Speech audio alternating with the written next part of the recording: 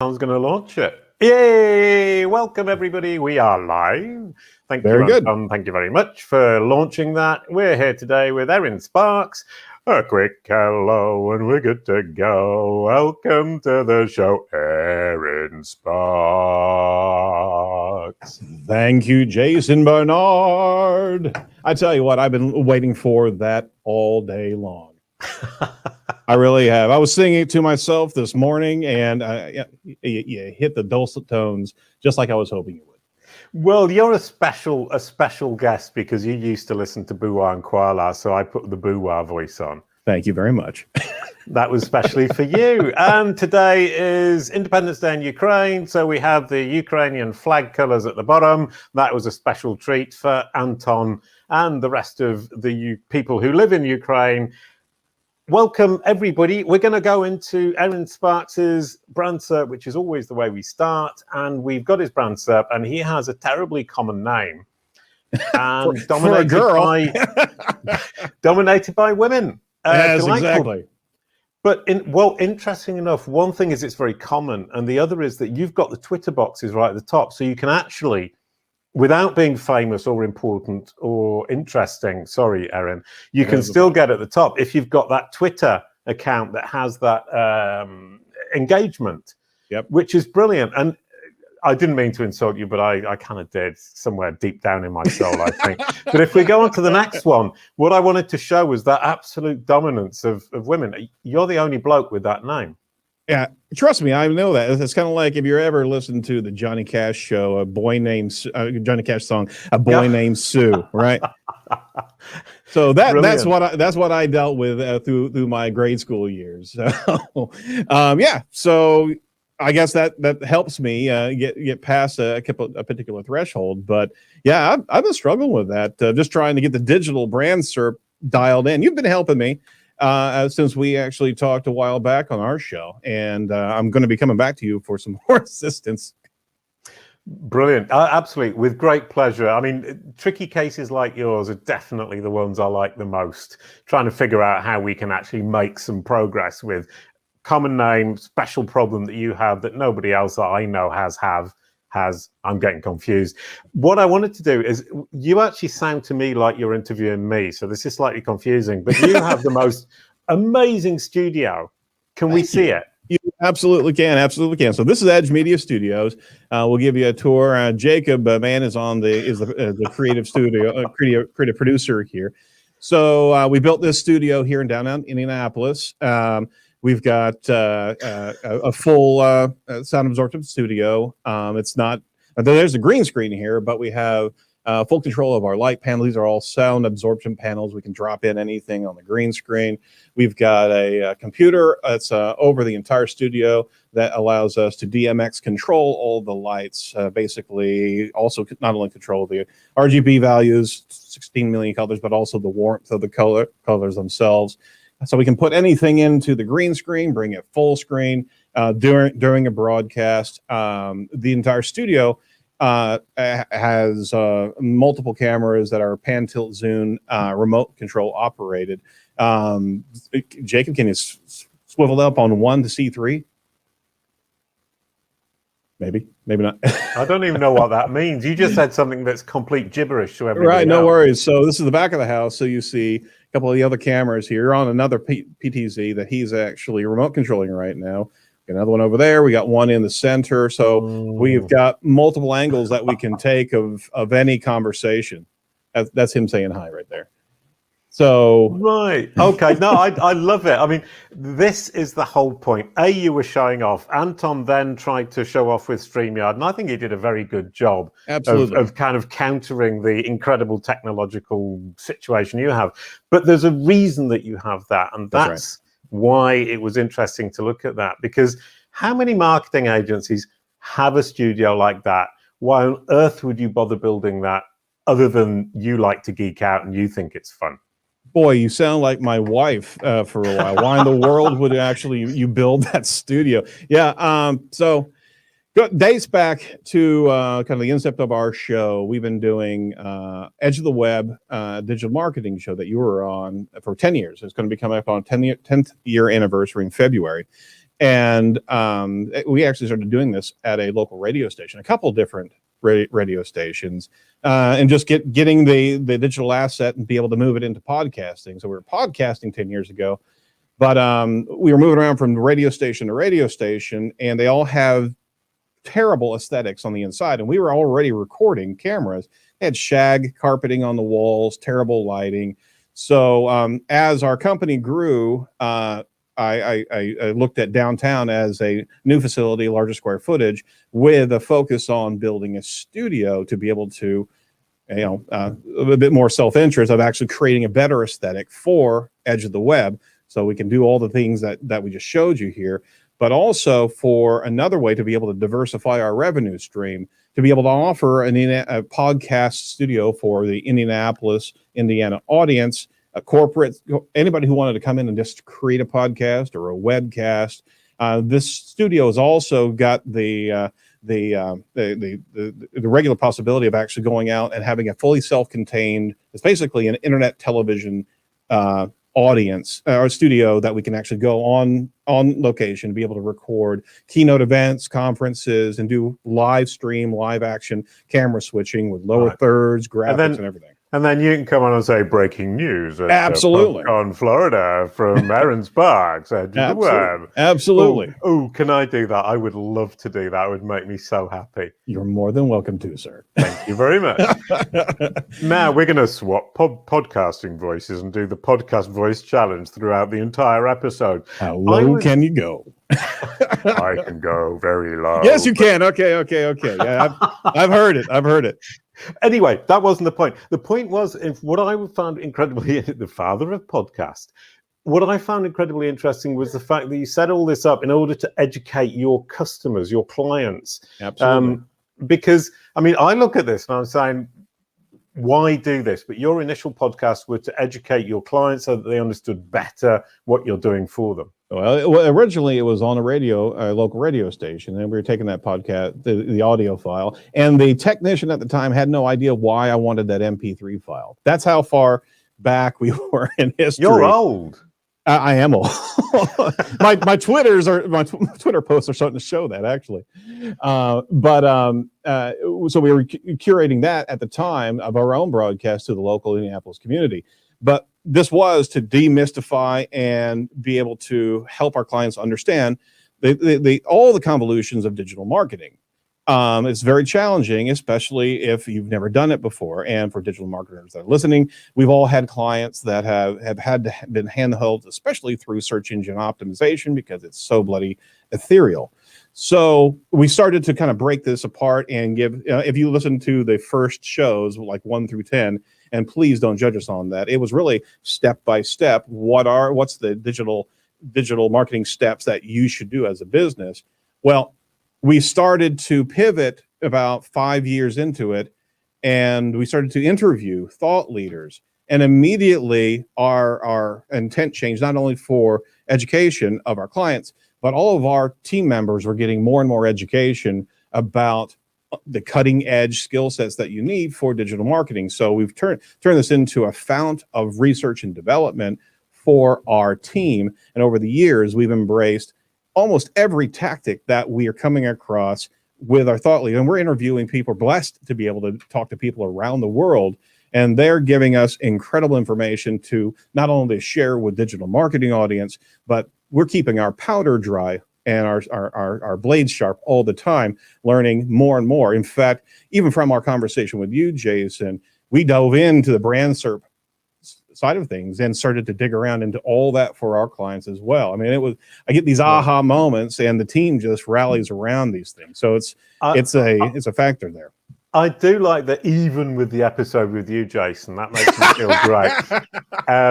But what is interesting is that idea of education. I mean, I think we as hosts learn absolutely loads from everybody who comes on. I mean, I've had David Bain, who was just showing off his studio earlier on. He's got a studio which doesn't quite challenge yours, but it's not far off. He's a bit of a geek on that as well.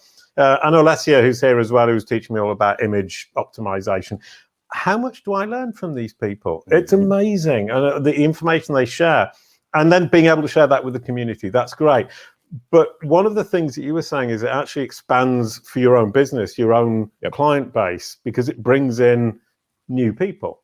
Absolutely. Absolutely. So we had a case in point that a client came in, a prospect came in, and they needed video content for their app, their downloadable app. It was for in promotion of education of opioid addiction in the state of Indiana. It was from the Medical Association here, right? So they have this app for continued medical education. So we helped them in the studio to be able to record all their subject matter experts, PowerPoint presentations, and even sidebar podcasts with that. They loaded that up and they swung around realizing that we do full-on digital marketing and said, hey, we've got to activate this. So we engaged in an entire digital marketing and traditional marketing campaign, saturated the entire state of Indiana, got about 9,000 credit hours of download for educating the physicians of the state of Indiana. And we basically demonstrated the entire reason that our marketing firm has a media production firm, because it cross-pollinates. They came in for video and they stayed for the marketing, right? Brilliant. And kind of that brings us into the omni-channel kind of thing. I mean, omni-channel is such a weird word, but I know. What do? You start with video and then just everything flows from there. Right. So what we do in the studio, we plan, and it depends on the needs of the client, actually, but we plan with all of the different channels and all the different tactics in mind. So if we come in, we have a client come in, or one of a new process come in, we'll actually look at all the different places that we're going to touch digitally, and we'll plan the content for the audio lanes, the video lanes, the social media, and the content curation for the blog and structural content. And we can even, if the client's so aligned, we can actually start looking at the buyer's journey levels of content, where we have awareness, consideration, and decision-making content at a per episode basis. Then you can actually take that layer of audio, that's awareness content, transcribe it into social media posting for awareness level content. Same thing with all the other stratification. So all of a sudden, you may be in 4 podcasts for one session, but you start compounding it with short burst, 1 to 2 minute aha moment videos, as well as long form video. Now you're curating maybe 16 different pieces of content from that video session inside the studio. Then you're creating transcripts, social media, and ultimately blog content, and they all have a lateral connection between each other. If somebody comes in off a search, they realize that you have a podcast, or they want to watch that video. So you're moving them through the different digital consumption points. It's almost like we look at the new media audience as a personalized equalizer bar. I like podcasts over here. I don't look at that much video. I'm very, very heavy in social media, and I don't do that much search, right? So everybody's got their own personal consumption, and we want to make sure that we bring our client to touch all those different points as uniform as we can. Right. Oh, epic wins from Ori Zilberstein. Excuse me. I'm sorry. I'm struggling with the name. But you were using the words lane. Mm-hmm. Absolutely. You're talking about lanes, which for me, I mean, I'd never heard that before, but rather than channels, which are all very separate, all feeding into this kind of central pool, right, you're having lanes where everything's running parallel to each other and presumably punching each other like they do in the races on the Olympics. Exactly. Well, think about it is that if you get into the lane, I have a preferred consumption lane of just listening to podcasts, right? So if I'm listening to a podcast and all of a sudden the podcast refers to a video, I'm going to be more apt because they're offering another piece of content in my preferred consumption lane. And I'm liking what I'm seeing. I'm liking what I'm listening to. I'm going to be much more apt and a higher rate of conversion, or at least click-through rate, for lack of a better description, over to that video, because you've already met me in my preferred lane. So lane changing can actually happen with a consumer very easily if you're consistent in those lanes of content. Right. And that reminds me of something Ted Rubin said about a year ago on the show. And he was saying, when you communicate with somebody, communicate in the way that they want. So if they prefer to exchange with you on LinkedIn, talk to me if you're trying to sell them something on LinkedIn or on Twitter or on email. And it makes a lot of sense. I mean, I know that when people communicate with me on WhatsApp, for example, I don't particularly like it. So it's immediately more difficult. And it's the same with content. And that means that this is a big trick I'm missing, is saying when I post an article, I should really think through to the video and say, actually, right at the start, maybe even saying maybe you want to watch the video rather than read this. Exactly. And you also dial it into how to actually consume in those lanes. So more and more, video is a very snackable component, and you don't want to do long form video. Now, we're not a regular practitioner of chopping up our own videos as much as we should, but I mean the consumption and the listenership or the watchership activation on video is much higher whenever you have a smaller asset to actually present to the consumer. So you also have to figure out, each lane has its preferred method of delivery, right, and its own unique hooks and what have you. So if you do it right and you think through everything, then the original recording that you're doing in the studio, right, should satisfy those key points. So you just have to script yourself a little bit differently to be able to kind of just forecast how this editing is going to go into the audio, video, and content lanes. Right. Okay, so now we've talked about kind of how you use it for yourselves. I mean, you're a media agent. Well, sorry, I was going to say a media mogul, but that's not that perhaps true. Creating content to satisfy and educate your own clients and bring in new clients. When you're using this same strategy for your clients, how well does it go? Because most clients can't even get their meta titles sorted out. Right, exactly. So it's all about efficiency, and you can't really put the burden on them at all. So you have to prepare your scripting. We have a perfect example of a local company that does VA benefits for elderly that are about to go into elderly care, nursing homes, and what have you. And they needed to get the information about who they were, what they do. So we got them into the studio, and because we're search marketers first, we're going through all the annals of top questions that people are looking for everywhere. So we have a bullet list of all the different questions, 2 pages of it, Medicare, Medicaid, and we're just have them in a session just like this for about 2.5 hours, giving them breaks. But we're going through, answer this question, how do you do this, all derived from market research. And then we start cooking up small vignettes, 30-second, 45-second aha moments that we can put on the site, answering that content, answering those questions, but also transcribing it and creating blog content from that. All the while, the client's not writing anything. It's their voice, their subject matter expertise. And I got to tell you, as soon as they get on the mic, they're a star, and the passion that comes out of their unique desire of where they fit into the economy with their business, it comes through. So there's no way to manufacture that any other way but recording and guiding them through this process. So part of the skill is kind of the interviewer standpoint and asking the right targeted questions, but kind of drawing it out of them, Yeah, that's your special skill set, is it not? I only play that on TV. I can't draw anything out of my kids about what they did that day. It never comes out. But there is that kind of interesting point, is that you're a very good interviewer and you pull great answers out of people by asking the right questions. Anton was telling me 70% of an answer is in the great question. Yep. And what you're doing is basically taking the questions that people are answering, then adapting it to make sure that the person is answering with enthusiasm. And one of the things I was thinking is a lot of these business owners or people in marketing don't necessarily have the personality and don't necessarily feel at ease on video. Those are 2 problems that I thought would be unresolvable, but you've obviously figured it out.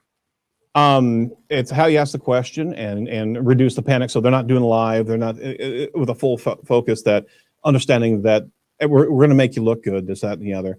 But as soon as you start having that one-on-one, right, it's that foxhole analogy. Whenever you're live like this and you're with the host in the interview and they're making you feel safe during that particular interview, not only are you getting the best responses because they're letting down their guard, they can then really start sharing their passion, but you also built a trust that is going to be far beyond that recording session. You've now taken care of them and protected them from looking foolish in one way, shape, or form, right? Right. Yeah. No. I feeling safe is one of those things. Is as soon as we feel safe, we forget about the environment and we let go and we talk. So your first aim is to make them feel safe. Absolutely. And Erin, you are safe with us. Does it feel that you're safe? I'm very scared right now. I truly am petrified. It's the Absolutely. red Well, shirt. see, what did you do? What did you do? As soon as you actually open up the show, we all know you from your medleys and your songs, but as soon as you broke the ice with your chorus, right, that immediately sheds a lot of panic off of the interviewer or the interviewee that, all right, we're going to have some fun here. That's an immediate icebreaker, right? Well, there are a couple of things that, number one is, if I sing the song, the person immediately thinks, I can never look as ridiculous as that, so I'm safe. Exactly. See, and I doubled down and tried to make myself even more foolish. Well, the other thing is, you can thank David Bain for that, who's actually watching today, because when I said to him, I think I might want to sing the intro song live because it will save me editing time, was the actual reason. Wow. When I do the podcast. And I'm not sure because it might feel a bit embarrassing. He said, just go for it. And he was right. He was so right. And I'm so glad I listened to him. Absolutely. Absolutely. And now it's a sonic logo for you, right? Now it's something that everybody can come in and rely upon.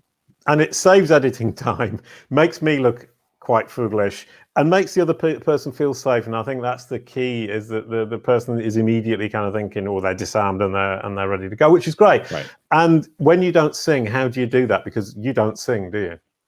I don't, but I'll joke and I'll crack up, and I'll a lot of time when we were doing the show, we were actually doing the show live for about 5 or 6 years, right? So we'd be just doing like this. We'd be like 1 o'clock or 3 o'clock on Mondays or Thursdays. We changed it, but we were hitting the 3 o'clock hour, and part of making the guests comfortable was going through the news, right? So whether or not they could contribute or not, they all of a sudden they're not on the showcase immediately. They're contributing to something else. We can crack up, warm up the guest with just some quick observations of what's going on. That was my way of actually getting them into a safe space where they didn't have to focus on them. They could actually focus on something else, and then we'd have a pretty good interview with that environment there. So we've actually split that off now. What we're doing now is news is a separate show with the indomitable Morty Oberstein. And I don't know why I subjected myself to that much pain, but evidently I'm a masochist.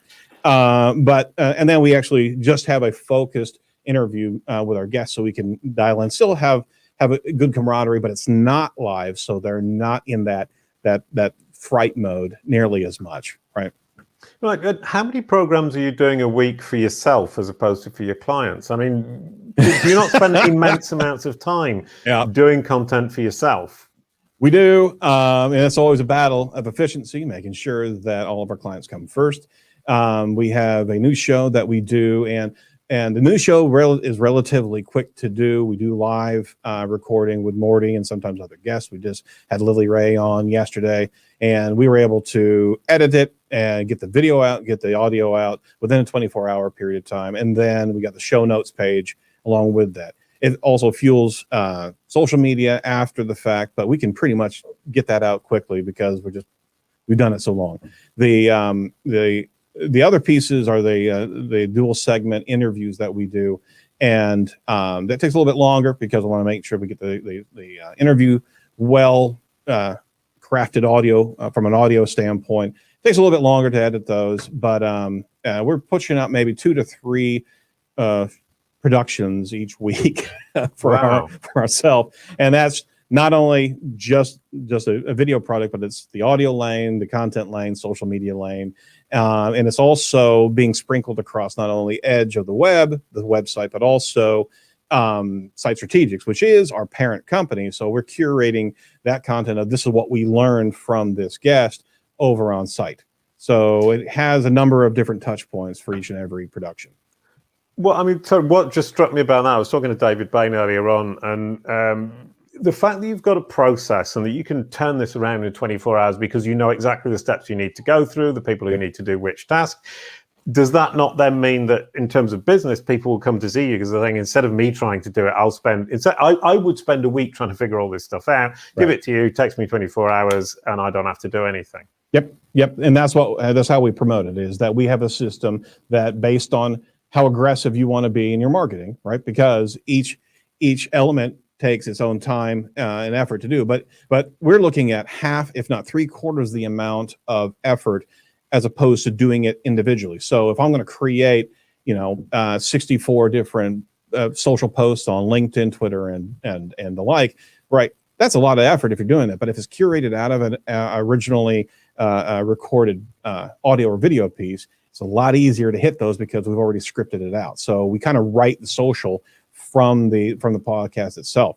So we have efficiency kind of cooked into each and every step along the way. So I mean, we've got different pricing models on these things, but it's about 75% reduction of cost of what you'd pay retail, I guess, from a marketing agency to do it without you right here in the studio, Right. When you said retail, I just imagine somebody walking into the supermarket, picking things off the shelf. But yep. I think that's an incredibly important point. Now I'm going to bring it into my specialist subject, which is brand SERPs, because I've been doing these massive experiments of just pushing out vast amounts of content all around brand SERPs, the brand SERP guide, Kalicube, knowledge panels. And what it's doing is very much enriching everything you see when you search my name, my company name, a synonym, the brand SERP guy, or even around the topics. And I'm pulling into these topics with knowledge panels, for example. You get videos of me talking about knowledge panels. Yep. How far has that been a success for you? It's been a very good success. And we are talking about a number of different topics, like, about the show. And we're positioning these topics or these digital touch points around each and every topic. So predominantly our show is really oriented towards the interview with the guests. So if you look up any one of the guests that we've recorded over the last years, you interview Jason Barnard, right? And you're going to see our elements all over the bloody place, right? Same thing with interview with Lily Ray. Same thing with interview with Alita Solis. We're surrounding, we've got our blog content across multiple domains, our social content, our video and audio content. We're kind of supporting the brand SERP out there with all the different touch points. It's not directly dialed into key topics like Google's title and SERP debacle, right? It's oriented still towards our guests, because that's part of our kind of transaction with our guests, is to be able to help them, and they'll be able to help us get social lift. So it's a strategy that has benefited. We are going to be pivoting it more for more subject matter kind of verticals into different digital marketing tactics. So we're going to have different categories of content. We're starting to curate all of what we've done over the years and starting to reorganize it into subject topic clusters from a semantic SEO standpoint. So with everything that we've done, we're now going to start moving it around, and you're going to see different spaces in which Edge is actually now going to be pivoting with this type of predominant subject matter as opposed to guest focused. Does that make sense? Yeah, no, it does. And there are a couple of interesting things, one of which is if I've got a boring brand SERP with blue links, the first thing that will trigger if I'm making videos is the thumbnails will appear as images, then the videos will potentially appear. Yep. Really easy way to make that look much better. The other thing that strikes me is with what you're talking about is saying we've created all this content, and Gary Leach was saying basically if you're covering an entire topic and you're doing so with expertise, yep, the authority tends to follow, especially if you're surrounding yourself by these experts where Google sees the relationship, sees where they're expert, and that authority then follows, which means that as an EAT strategy, expertise, authority, and trust, for anybody who's thinking I'm talking about my dinner and your lunch, it's actually incredibly powerful. I mean, I haven't got to the end of my experiment, but even now I'm beginning to feel that my own expertise, authority, and trustworthiness, both within the industry with my peers and within Google's little brain, is definitely moving forwards. Absolutely, absolutely. So we didn't have that mission in place as we started to push all of this content out. We knew that we needed to get into the different social lanes from a new media audience engagement, but the derivative of that execution is now, if you're omnichannel in thought leadership, Google's going to pick up on all of those different feeds, all of those different assets, and it's going to benefit you long term. You're basically not only investing in yourself, but you're also planting in all the respective gardens that Google's paying attention to. And if you know me, I string analogies like nobody's business. So hopefully that made sense. Yeah, well, my next question then is, how do you get buy-in from the client? Because it's very difficult to measure, maybe impossible to measure. You're saying, I'm planting all these seeds in all these gardens. Right. It all ties together, and you've got this overall global effect, and it's brilliant. And they're saying, what are the numbers? And you're going, I can't tell you. Gotta wait. But what are the numbers? How can you measure it? That's the toughest thing is getting that lateral connection between customers, obviously. But for the numbers on the or ROI, for just cutting to the chase here from a consumer standpoint or a client standpoint, they've got to buy into the entire method. They cannot look at 3 weeks in, 4 weeks in, and expect results. This is, you are moving yourself into a topic with resistance because there's other subject matter experts in there. And you're insisting upon yourself into that topic with, I'm not only here, I'm here. Mm-hmm. And you know of the citations or the particular attributions in any particular vertical market. You have to be able to adjust and move the assets and the digital media and the content in a variety of ways that are different from each and every channel. So you're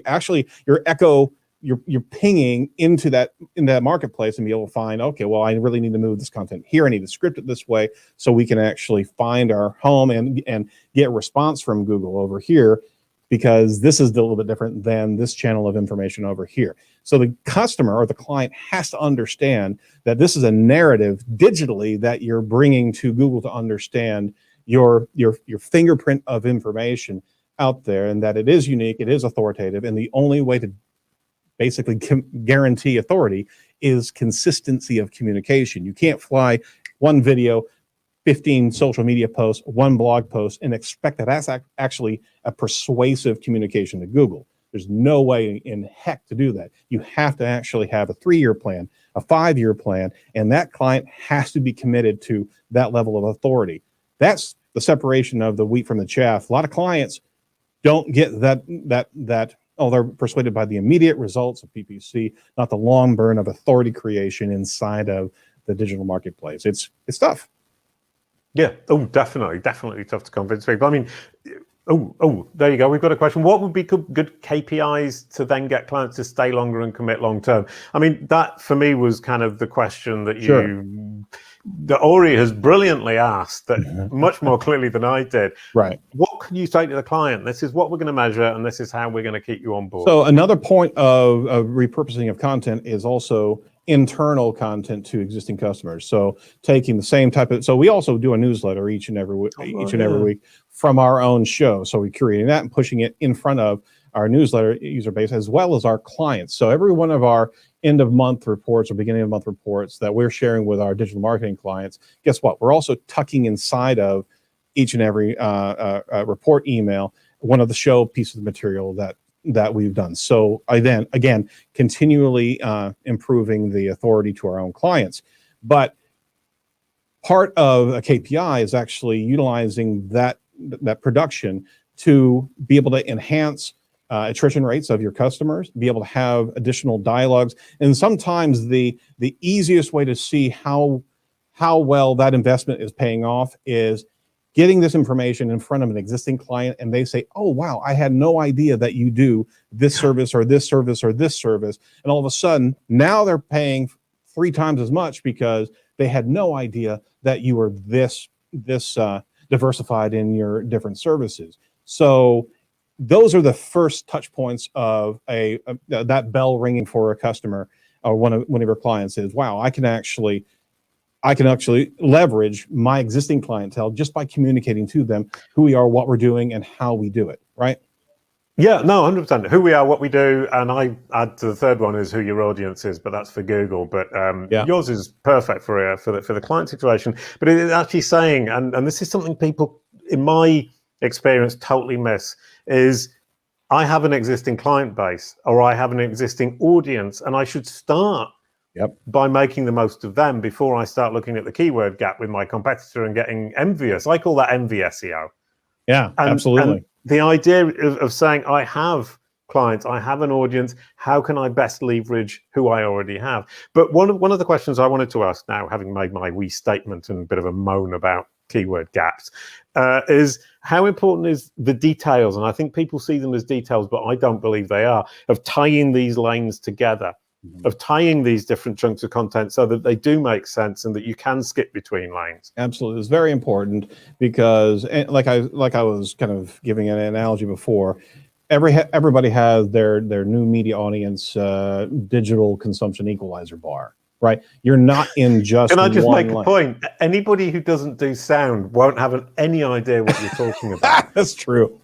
Well, I mean, everybody has their dietary habits, right? So they have a particular preference on brisket or asparagus, or I don't know how else we can, but you have your preferred consumption, right? Yeah. But there are elements that go together, right? Yeah. A nice steak and some asparagus go together quite nicely, right? I may be a big steak person, but you know what?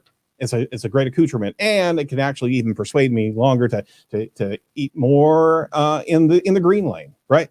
If I have a good combination or a good supporting element there, that goes with podcasting.